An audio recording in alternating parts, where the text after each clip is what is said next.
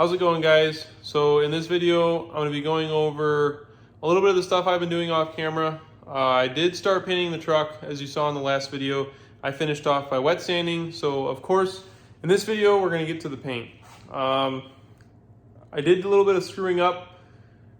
I may or may not have ran out of clear coat, and I may or may not have used a paint suit, which in turn kind of screwed the finish up. And I'm going to go over that in the video.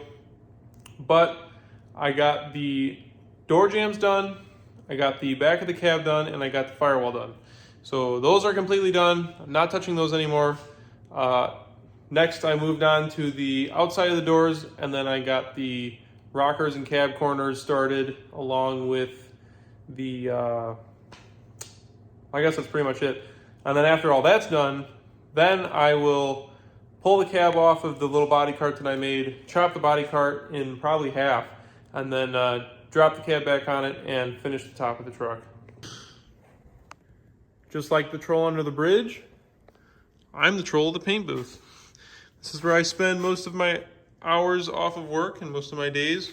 As you can see, I keep it nice and clean and tidy. I like my workspace clean, especially in tight quarters.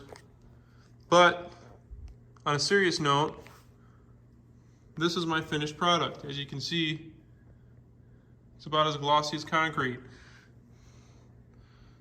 It's not. Nor is the doors. Because I screwed up, cheaped out, and only bought 1 gallon of clear, in which I thought I would be able to do the whole cabin. Not the case. Buy extra material just in case. PSA.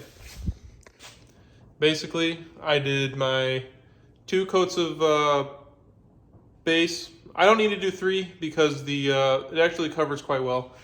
But after my 2 coats of base, I did 2 coats of clear, and I ran out.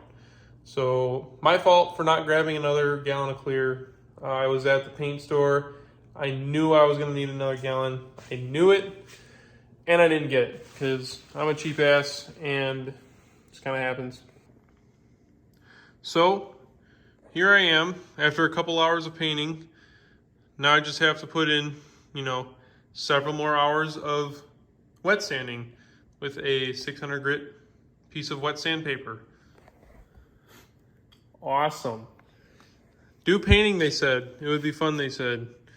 I will say that it's much cheaper. But beside the point, this pillar is wet sanded. I went over the jambs with a wet sand. Actually, most of it's done with a Scotch-Brite.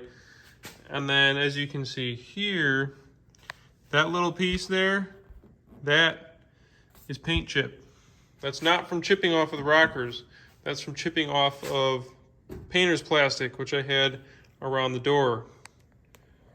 Don't use painter's plastic. I made the mistake rather than using paper, and as soon as I hit it with the clear, the pressure from the clear, from the gun, shot some of those chips right into the clear coat. So lucky for me, I'm redoing it, so it doesn't really matter. But don't make the same mistake I did if you don't plan on redoing it.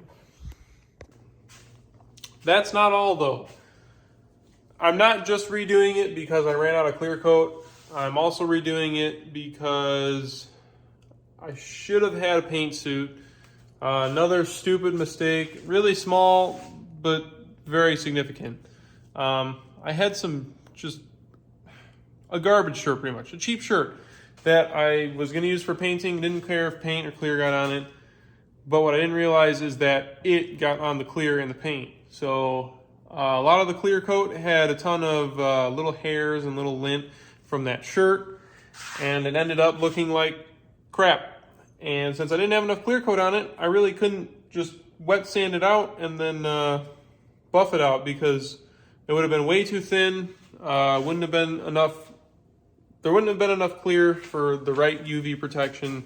And then if I ever wanted to wet sand or buff it again, I would probably just burn straight through it. So another rookie mistake, but I am a rookie. This is not a how to paint series. This is a I suck at painting, watch me fail series. But we all make mistakes. That's how you learn. And of course, since I plan on keeping the truck for, I guess, a little while, I want to do it right, and I don't want to do it again. Kind of over the whole redoing what I've already done deal.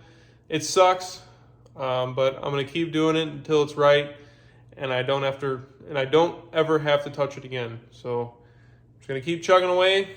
Once it's done, and that'll be it. I'm just stoked that the parts you can't see turned out really good.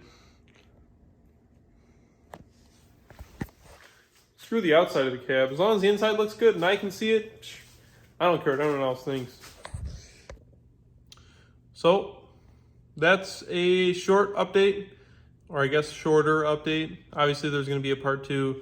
I'm going to finish up the cab, do probably the rest of it off camera. I'll try to get a little bit on camera, but after that it's all going to go back together, and then I plan to hopefully be on schedule, and kind of what I mentioned in the previous video, I'd like to drop the cab back on the chassis and have a rolling chassis with a body on it. So we'll see how that goes, but until next time, have a good one.